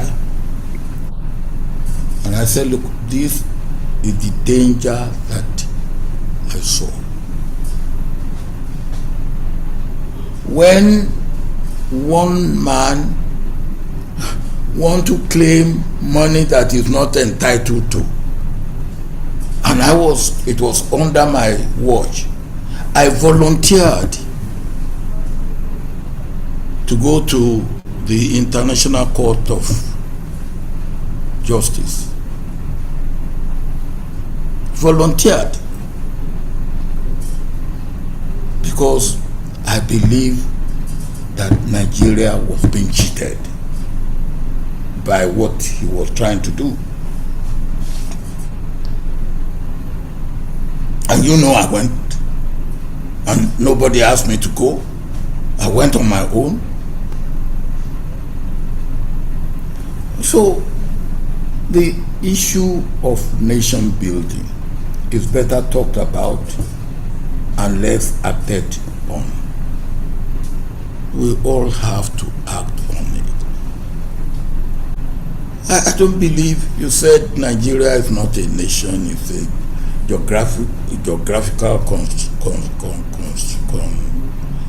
contraption. Which country is not a geographical contraption? Absolutely. Huh? Absolutely. Now tell me, which country is not? Now we thought we all want to go to America. And people told me, Americans, historians, said, look, when you talk of corruption, we used to have in America a judge going to court with two judgment, one on the right and one on the left, and is the higher bidder, and each of the judgment is perfect. They got over it. They are now treading the path of rectitude and path of incorruptibility to some extent, because there's no country where there's no element of corruption. But there are many countries where corruption is not accepted as a way of life. In our own case, it is accepted as a way of life, and that is again our problem. Let me come to democracy.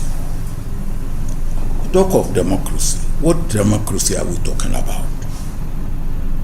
The Western liberal democracy, which we inherited because they had nothing else to give to us, and that's what they had.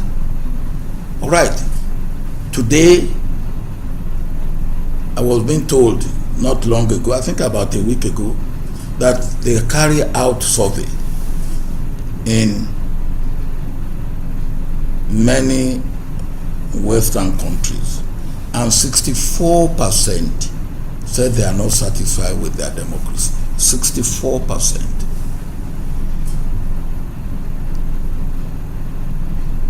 In Britain, Sunak became prime minister without being voted for.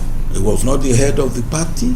It was not anything when the voting took place that decided the number of parliamentarians, and then he was voted for by the party.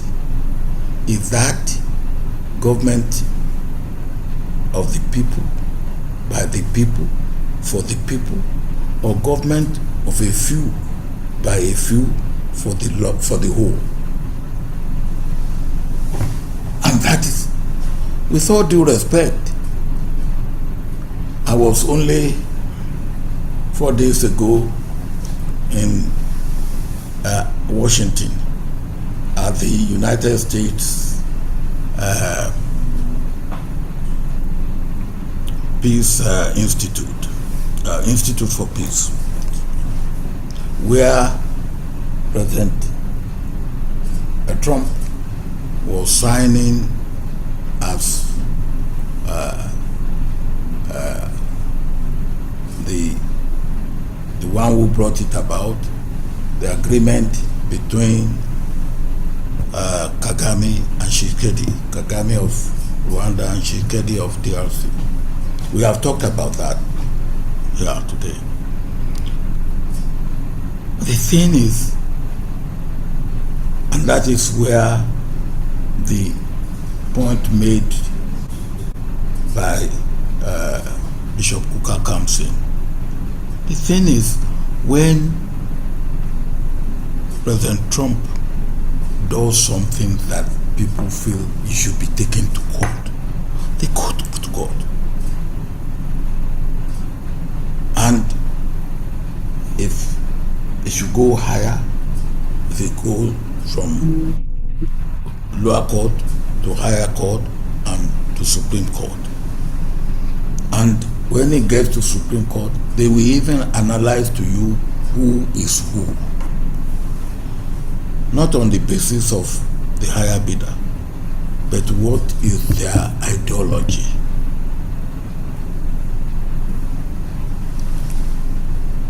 We have in this book that Toyin showed to us, which I call Nigeria, yes, I look back and I didn't spare any group,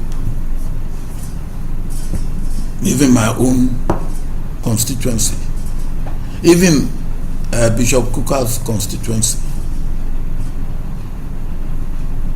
We all must take our fair share of the blame.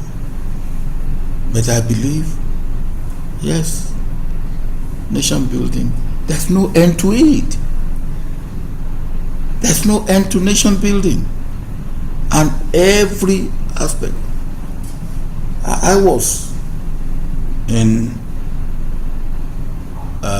Sokoto, where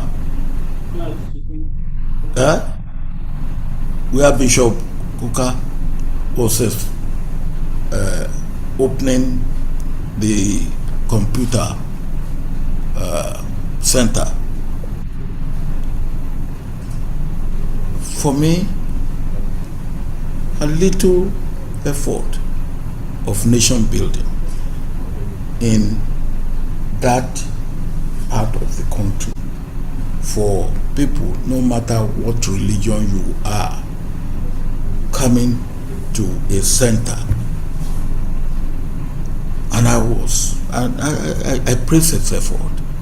The Sultan was there. Nation building. Nation building.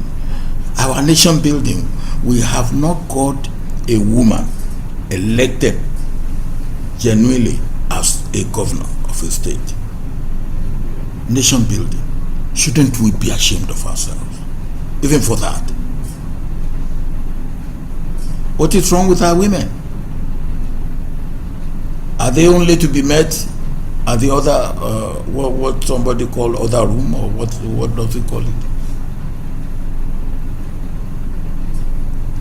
These are some of the things that we should take up. Let me end on this note.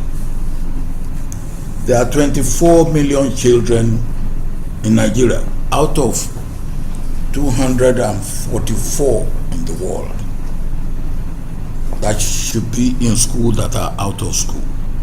That's 10% of the world population of children that should be in school that are not in school. Does that give us any sleepless night?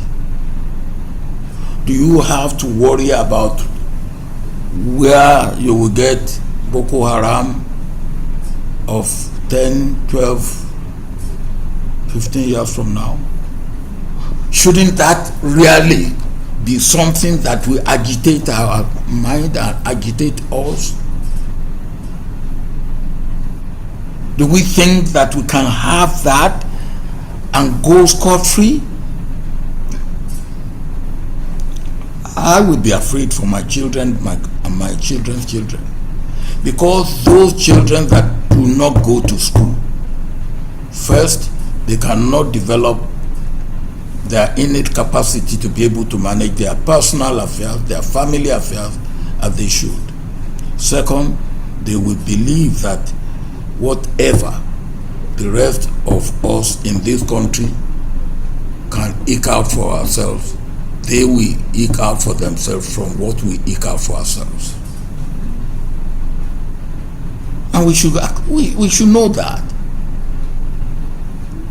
Like the young man who said to me, look, I went to primary school, I went to secondary school, I went to university, and 3 years after I have gone through National Youth Service Corps, I have no job.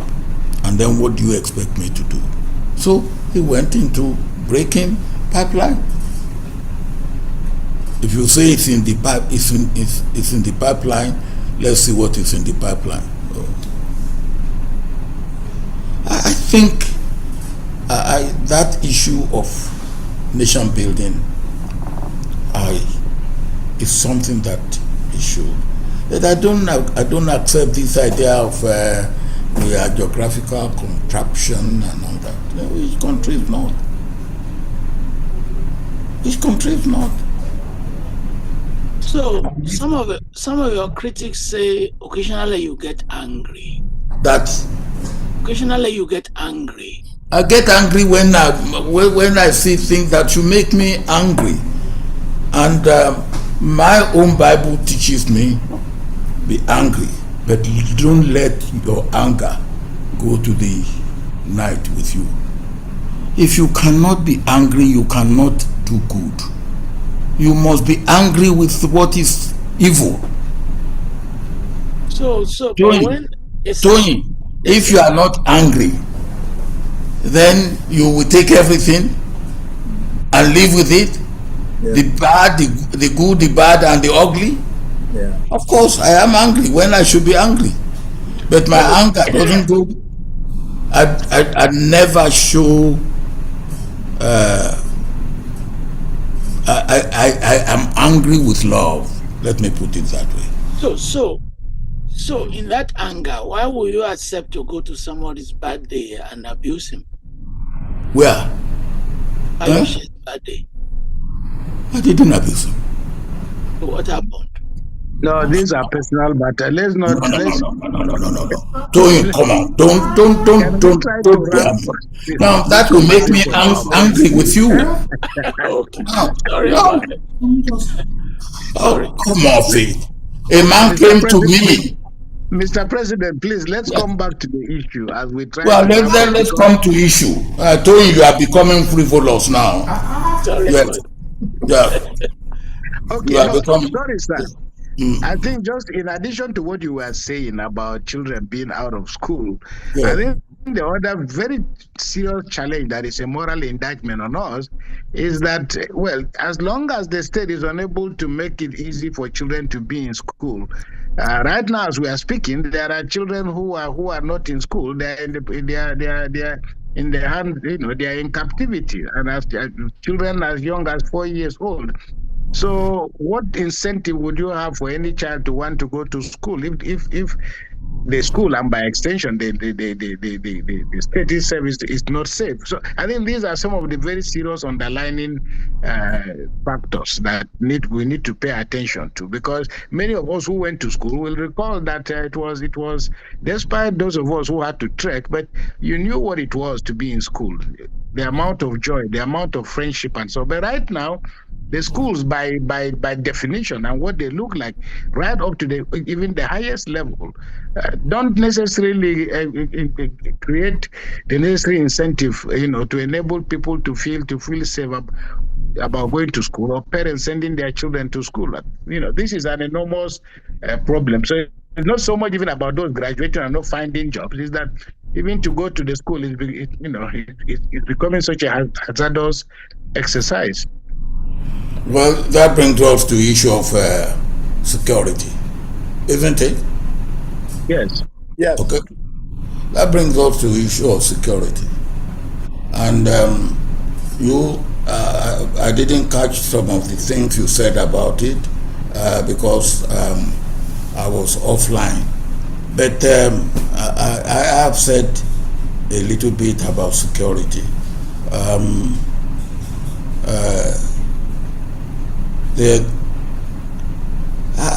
When I talk about four things: intelligence, training, equipment, and technology, I know what I'm talking about. And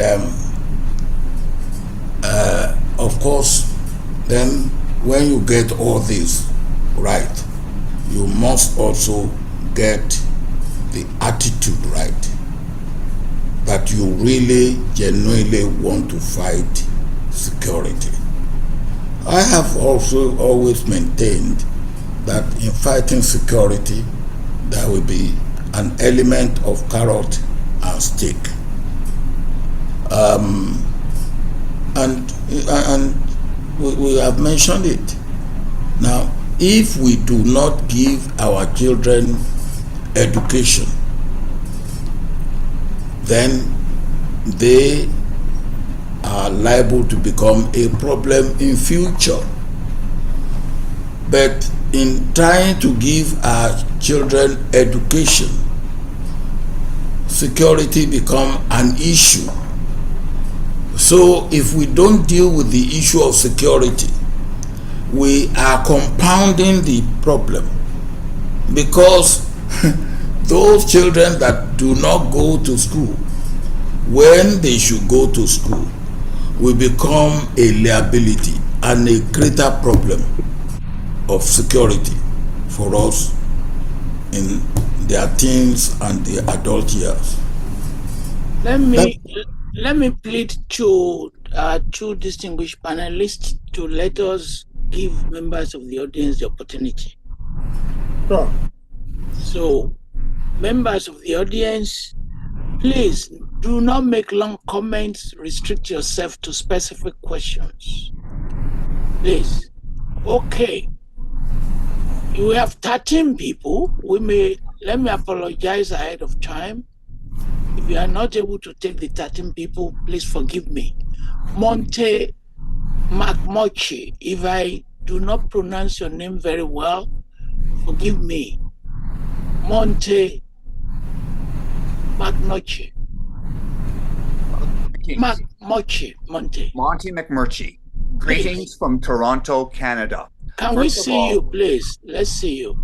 Okay, go ahead. Greetings from Toronto, Canada. First of all, my compliments to all the panelists. A brief background. Former Civil Affairs Director, Liberia, USAID.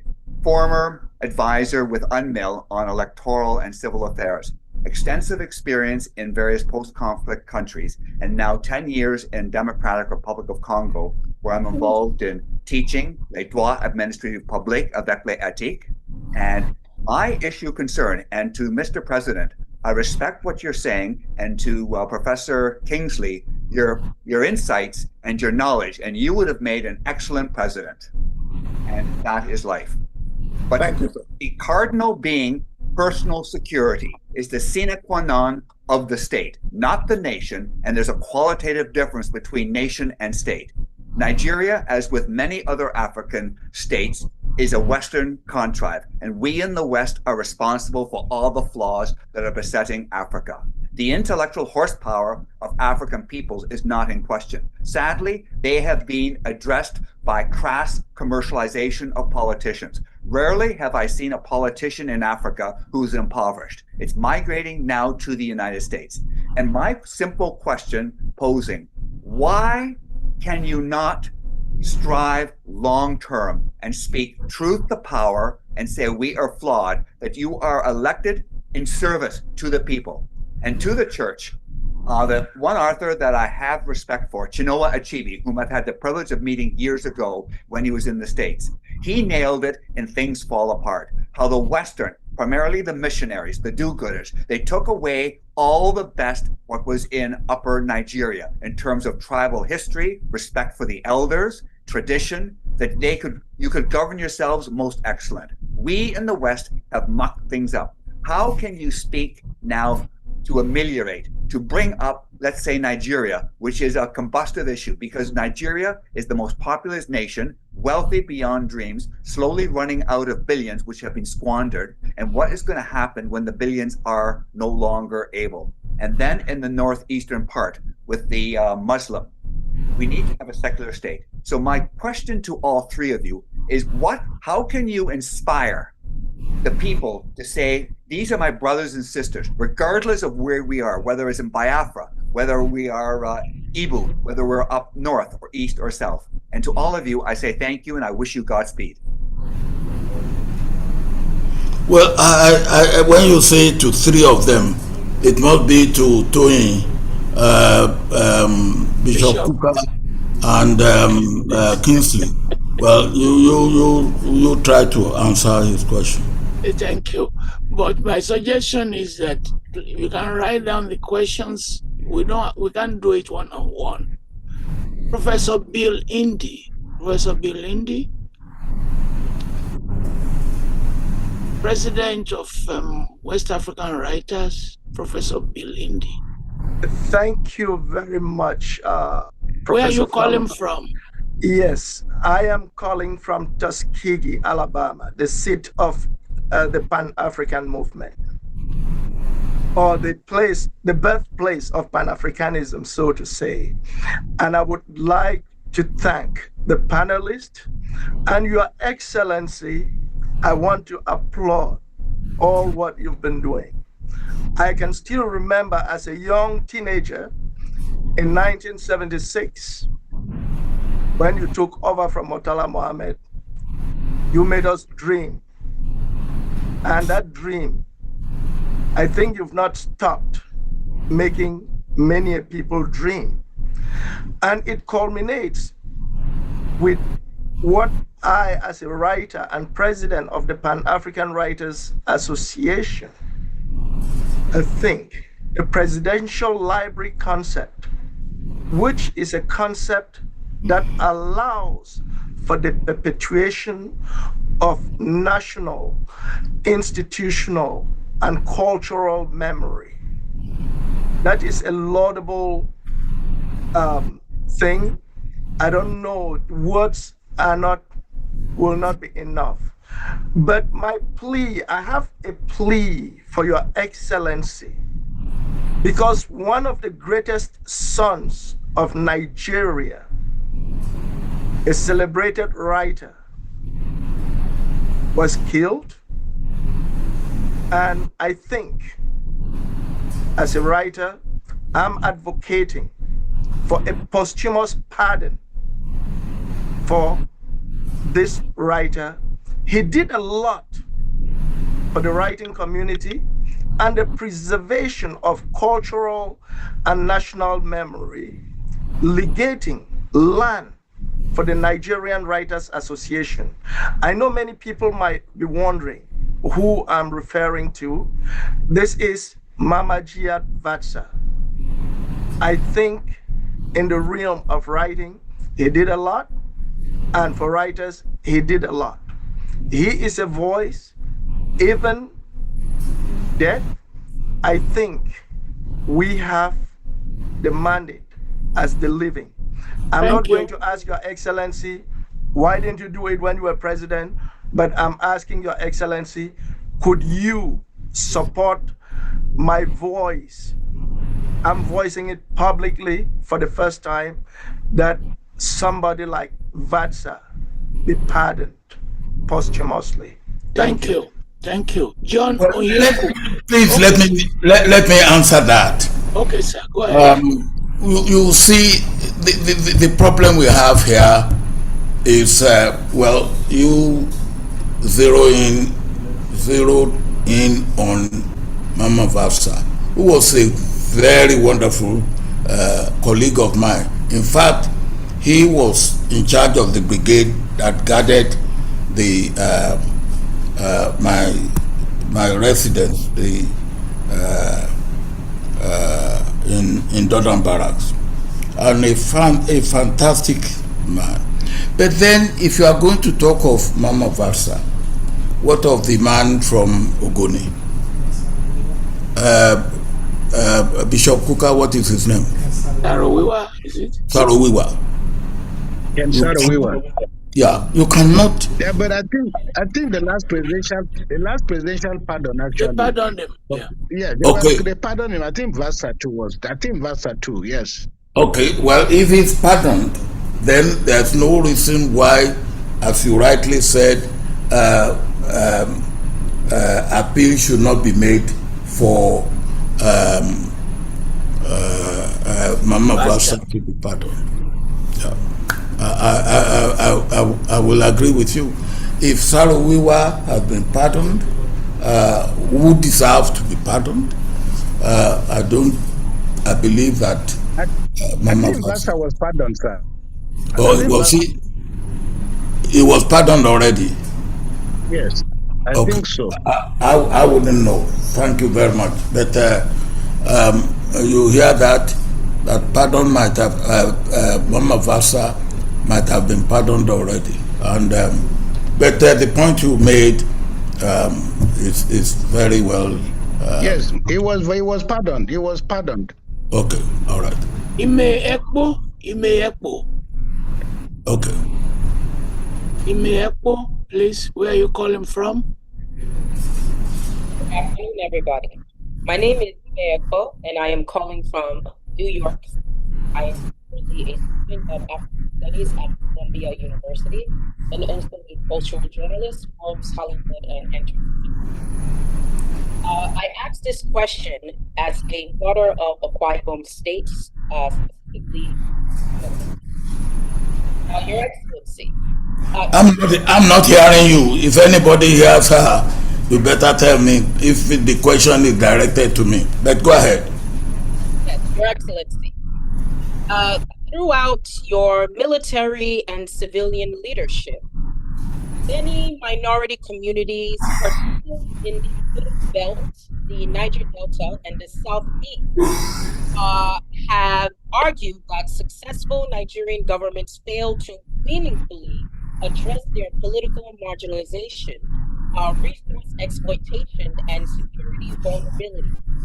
So, looking back on your time in office, do you believe your administration fulfilled its and empower minority groups?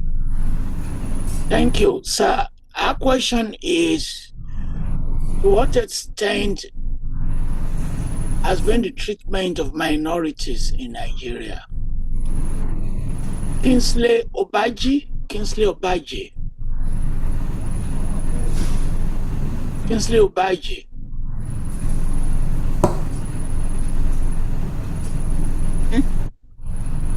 Can you hear me? Yes, sir. Yes, sir. Good afternoon. Good afternoon, all. And Your Excellency, former President, thank you for this opportunity. And of course, my dear friend, Kingsley Moelu and Bishop Kuka for putting this together. My question is, I will start with a statement. And that statement is that the people in the southeastern region have probably been losing about 20% of of their entitlement in terms of business due to security in the region. The question I have is, what can we really do to improve security? The sit at home in the Southeast has created economic development. Thank you. We need some kind of restructuring. We need some kind of security back to the states to control the security and being able to protect the lives and property of the people. Thank you. So my question, yes. Okay, go ahead. I thought you've made your comment and your question around insecurity. Well, can we take one more, and that will be the last, please? Okay. Well, let me apologize because we have 14 people who want to ask questions. Suppose they ask the questions and you don't answer them. Would that be all right? No, because if they ask question, I woke up this morning at 5 a.m. to get myself to church and get myself to Ife, and then came back to get into this. So it's now going to 7:30. Okay. I have not had any meal. I must go and eat. Well, you can. I can give you only communion from Bishop Kuka's church. The Bishop Kuka will eat. I will drink more than he will give me to drink. Professor Sugolo, let me give the professor the last question. Yes. The great Sugolo. Where are you?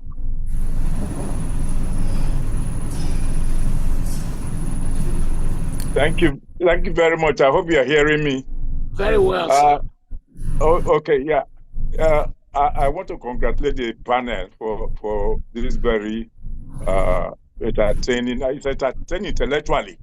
And the last time I really interacted with His Excellency was at Ibadan when I was still at Ibadan. By the way, I'm Godwin Sogolo, Emeritus Professor of Philosophy, National Open University of Nigeria. I taught for 35 years before retiring from the University of Ibadan. I came to the National Open University. In a sense, I belong to His Excellency's generation, because in a month's time, I will be 80. And people tell me that in fact I'm older than that. That might be true, but just that I don't really know when exactly I was born. That's something I share. Whatever you claim, you will still be my junior brother. Go ahead. Thank you, sir. Thank you, sir. Professor Sogolo, let me see what you look like. It's been a long time. That's how it looks like. This is how it looks like. Thank you very much. Go ahead. Yes, my question is this: the university where I still serve as an emeritus was your own creation, the National Open University of Nigeria, and the population at a point went to 500,000, though it's gone down now for various reasons. So it's an institution which has a large reach for the Nigerian youth. And I believe that the world, we are almost gone. The youth today are the Nigeria we expect. I am as optimistic as you are. And I believe, sir, that your experience ought to be shared with this large youth. We are not having much of that. We have, for instance, an Obasanjo Center at the National Open University of Nigeria. And we hold meetings and so forth. We expect that someday you will come in there and speak to us and speak to the large Has he been invited and he said no? I'm on the board of that center. Has he been invited and he said no? Well, let me not answer that. But I'm saying that he has not Now, because well, Toyin, I can deal with that. Now, okay, Professor Soglo, thank you very much. You know that I'm a yes, sir. product of. Now, you know how much I I know did, your PhD. and you know I'm a product Yes. of True. Open University. And even right now, I have a candidate that I'm supervising who is here in Yes, sir. Open University in Abeokuta. So that is still my involvement with Open University. Now, but it's like this one we are having now. Tony called me, I think when he read this book. He has shown the book 2 times. You can show it the third time. When he read that book, he said he would want to have this type of thing we are having. Now, I'm never shy of, you know, having conversation, discussion, dialogue, because that is the best way of learning. That's the best way of learning. If you call me and I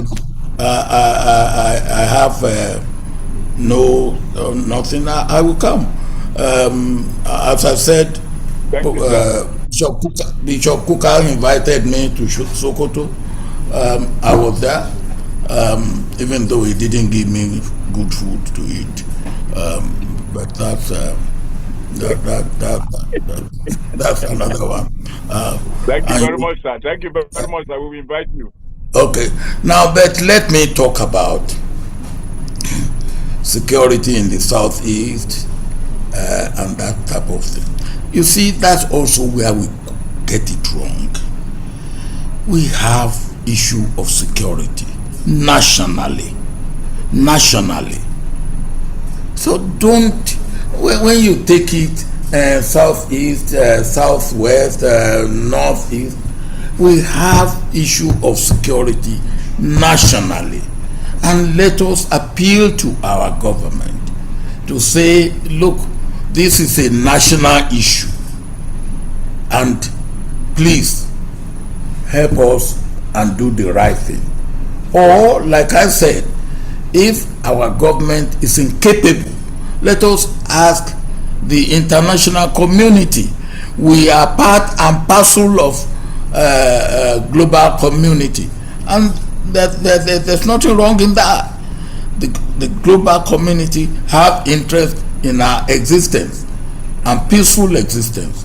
So for that, I would say we have beaten the issue of security enough, but it is a national issue, and no part of the country should be left out when you talk of security. Then there's again this issue of minority. Well, you take particularly the Cross River. I think that's the ladies. Yes. Yeah. Now, when I was in government, the amount of attention we paid to Cross River in two very, very specialized ways. I put everything that federal government had to support the Obudu development with the wire, what do you call it? The cable cars. The cable cars and things and all that, including building a presidential retreat place there. And one of the best minister I have, and I still say that till tomorrow, is from Cross River, Kano Agabi. Now, I don't know what else you want us to do. Then we have Tinapa. Tinapa there was nothing like it anywhere in Nigeria. And doubt there will be very few places in Africa where you have it. They put it. I don't know what else you want. We have the white-faced monkey in Cross River. They are going into extinction. We went there and we revive them. I think they are only available in Cross River and in a part of Cameroon. But if you particularly want something that was not done for you as an individual, let me know if it's still possible for it to be done for you. But under my watch, there was no part of Nigeria that was left out. And I can say it anywhere you mention. There was something that was done. And what we do for the country generally, of course, we do for every part of the country, whether minor, minority, majority, none is left out. I think I've covered all the points that were put on the floor. Thank you very much, Your Excellency. Let me now apologize to the others.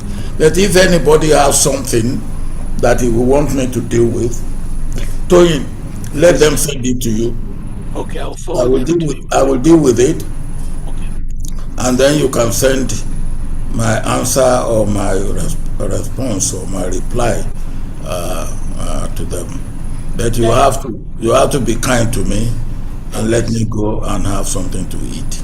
It's okay. So let me thank our audience and apologize. As I said, the concentration of the audience is not on Zoom. It's on other live channels as we broadcast live in over 30 countries. And I did not tell His Excellency that we open a different line for government officials and sets of states. I will give you a list of those who joined so that you can thank them. I thank you, Professor Mugalu, for joining us, Bishop Kuka for joining us. Your Excellency, we are very grateful. We'll be interviewing next the former president of the Nigerian Labour Congress, Hassan Sumano, in January. Thank you very much. What follows? Media houses have joined. I don't know the kind of reports they will generate, but from Tuesday, Vanguard joined, Guardian joined, Tribune joined. They will generate their reports. I will write my own series of reports based on this conversation. And 2 minutes after this is over, we will release the transcript to the world. In 2 minutes, I will send you the entire transcript. But we don't edit the transcript, including the little controversy I caused, which is to actually lead to some other conversation. Thank you very much. And thank you very much. I will be listening to your next one with Hassan Sumano. You are chairing his book launch on January 7 or something. Yes, I am. And you are doing something with that as well. So is Bishop Kuka, as far as I know. I wrote the foreword to the book. I saw it. Thank you very much, sir. Thank you. Thank you very much. Thank you, sir. Thank you. Enjoy our music. Those of you who are not